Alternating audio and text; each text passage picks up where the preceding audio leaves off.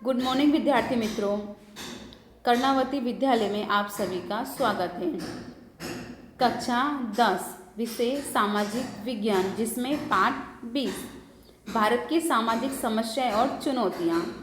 भारत एक विशाल जनसंख्या और विश्व का सबसे बड़ा लोकतांत्रिक देश है, जहां विविध धर्म, जाति, भाषा, संस्कृति वाले लोग बसते हैं। भारत की संस्कृति समन्वयकारी और सर्वधर्म समभाव वाली विशेषता रखती है। परंपरागत समाज में ये आधुनिक समाज की तरफ गति करते भारतीय समाज में अनेक परिवर्तन आए हैं। इन परिवर्तनों के साथ समाज में कुछ समस्याओं का उद्भव हुआ है, जिनमें सामाजिक, आर्थिक, राजनीतिक, सांस्कृतिक आदि क्षेत्रों की समस्याओं का समावेश होता है। इस प्रकरण में हम दो सामाजिक समस्याओं, सांप्रदायिकता और जातिवाद की चर्चा करेंगे। देश को स्वतंत्रता दिलाने में विविध धर्म, जाति, भाषा वाले लोगों ने साथ मिलकर प्रयत्न किया और उनके प्रयत्नों के परिणाम स्वरूप हमने अमूल्य स्वतंत्रता प्राप्त की है, यानी हमने स्वतंत्रता प्राप्त करी है। स्वतंत्रता आंदोलन के दरमियान पाया जाने वाला सद्भाव, एकता, सही गुणता आदि में स्वतंत्रता के बाद बाधा आई हो ऐसा लगता है। जातिगत झगड़े, सांप्रदायिक संघर्ष, प्रादेशिक हिंसा आदि देश में शांति और विकास के लिए बाधक नकारात्मक कारक है, जिसके कारण देश के लिए सामाजिक सद्भाव, असांप्रदायिकता, लोकतांत्रिक मूल्य, राष्ट्रीय एकता के सामने गंभीर चुनौती उत्पन्न हुई है। अब है सांप्रदायिकता। धर्म यह श्रद्धा और आस्था का विषय है। धर्म क्या है? धर्म यह श्रद्धा और आस्था का विषय है, यानी उसमें श्रद्धा भी है और आस्था भी है। अधिकांश मानव किसी न किसी धर्म या समुदाय को मानता है, यानी हर व्यक्ति किसी न किसी धर्म या संप्रदाय को मानता है। भारत एक असांप्रदायिक और धर्मनिरपेक्ष देश है, इसलिए संकुचित सांप्रदायिकता का आचरण संविधान की भावना के विरुद्ध है, यानी कि संविधान की भावना के विरुद्ध है, ऐसा हम कह सकते हैं। जब कोई धार्मिक समूह या समुदाय किसी कारण दूसरे धर्म या संप्रदाय का विरोध करता है, तब सांप्रदायिक तनाव उत्पन्न होता है। किसी भी धर्म या संप्रदाय के सदस्य अन्य धर्मों की तुलना में अपने धर्म या संप्रदाय को श्रेष्ठ बताने का प्रयास करें और अपने धार्मिक हितों को अधिक महत्व देते हैं, तब वे प्रत्येक नागरिक को व्यक्तिगत रूप से नहीं परंतु सांप्रदायिक रूप से देखते हैं, और ऐसी विचारधारा समाज को विभाजन की तरफ ले जाती है, यानी अलग करने की तरफ ले जाती है। स्वतंत्रता प्राप्ति के इतने वर्षों बाद भी हम सांप्रदायिकता की समस्या पर संपूर्ण रूप से नियंत्रित नहीं ला सके हैं। संकुचित सांप्रदायिकता कई तरह से नुकसानकारक है, यानी नुकसानदायक भी है। उससे देश में सामाजिक तनाव उत्पन्न होता है। व्यक्ति अपने ही भाइयों को अपना विरोधी मानता है। उससे समाज में मतभेद और घृणा का वातावरण उत्पन्न होता है। सांप्रदायिक तनाव से सांप्रदायिक हिंसा या झगड़े होते हैं। ये सभी बातें लोकतांत्रिक विचारधारा राष्ट्रीय विकास के लिए बाधक है, यानी इस पर रोक लगा सकती है। अब है सांप्रदायिकता के विरुद्ध संघर्ष। हम सब जानते हैं कि सांप्रदायिकता व्यक्ति, समाज और देश के विकास में अवरोधक है, उसकी विकास नहीं होने देगी। सांप्रदायिकता को दूर करने के लिए कुछ उपाय अमल में लेने चाहिए, जो निम्नानुसार हैं। सर्वप्रथम नागरिक और सरकार को सांप्रदायिक तत्वों का शक्तिपूर्वक सामना करना पड़ेगा और उसे दूर करने के प्रयत्न भी करने पड़ेंगे।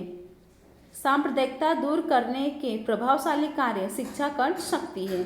हमारे शिक्षण और पाठ्यक्रमों में सभी धर्मों की अच्छी बातों का समावेश करना चाहिए तथा विद्यालयों में आयोजित होने वाले सर्वधर्म सभाएं, सामाजिक उत्सव आदि प्रवृत्तियों से सभी धर्मों के प्रति बालकों में आदर भाव विकसित होता है। सांप्रदायिक विचार आधारित राजनीतिक दलों को मान्यता नहीं देनी चाहिए। चुनाव के लिए विशेष आचार संहिता और उसका अमल करना और करवाना चाहिए। रेडियो, टीवी, सिनेमा सामान्य नागरिक तक पहुंचने के लिए श्रेष्ठ दृश्य श्राव्य माध्यम है। उन्हें सर्वधर्म समभाव, सही गुणता का प्रचार करना चाहिए। राष्ट्रीय हितों और राष्ट्रीयवाद को प्रोत्साहन मिले ऐसे कार्यक्रम प्रसारित करने चाहिए। धार्मिक मुखिया और राजनेताओं के साथ मिलकर देश के विकास के लिए सांप्रदायिकता को नष्ट करने का प्रयास करना चाहिए।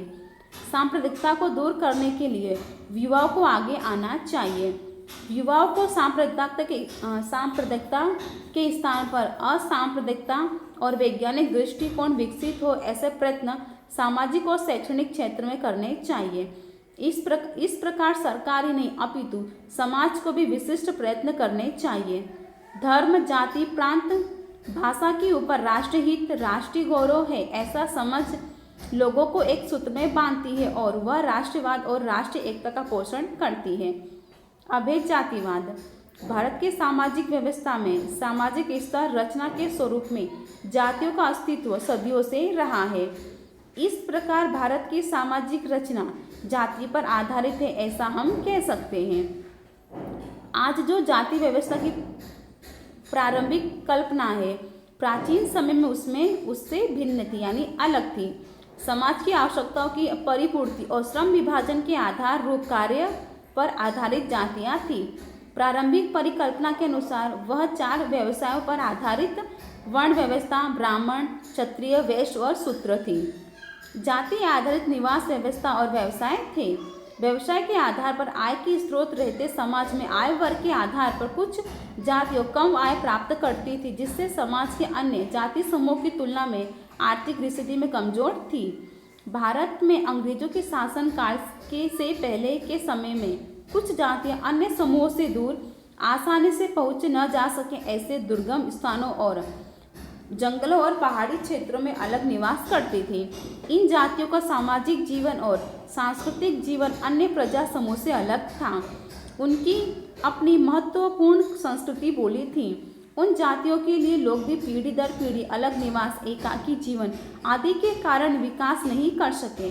परिणाम स्वरूप उनकी आर्थिक और सामाजिक स्थिति भी कमजोर रही। अब है अल्पसंख्यकों, कमजोर वर्गों और पिछड़े वर्गों के हितों के रक्षण के लिए संवैधानिक प्रावधान। भारत के संविधान में अल्पसंख्यकों, कमजोर वर्गों और पिछड़े वर्गों के रक्षण, कल्याण और विकास के लिए कुछ संवैधानिक प्रावधान किए गए हैं। ये संवैधानिक प्रावधान उनके हितों की रक्षा, सामाजिक असमानता या निवारण तथा अनेक कल्याण और विकास को सुनिश्चित करते हैं। जिसमें पहला है, भारत का संविधान भारत के सभी नागरिकों को समान रूप से सामाजिक, आर्थिक और राजनीतिक न्याय प्रदान करता है। भारत के संविधान में बताए अनुसार जाति, समूह, धर्म, भाषा, लिंग के आधार पर किसी प्रकार का भेदभाव नहीं रखा जाएगा। प्रत्येक व्यक्ति को समान अवसर और समान दर्जा प्राप्त हो, इसका भी संविधान में उल्लेख है। इसके उपरांत राज्यों को ऐसा भी अधिकार दिया गया है कि उसे कल्याणकारी राज्य का दायित्व निभाने तथा कमजोर और पिछड़े वर्गों की रक्षा करने हेतु कुछ मूलभूत अधिकारों पर भी संविधान में रखकर योग्य प्रतिबंध लगा सकता है। धार्मिक स्वतंत्रता का अधिकार किसी भी धर्म का पालन करने की स्वतंत्रता देता है। लघुमतियों, कमजोर वर्गों और पिछड़े वर्गों को संवैधानिक अधिकार दिए जाने का मुख्य उद्देश्य यह है कि उन राष्ट्रों में समान अवसर, समान न्याय और समान स्थान देना।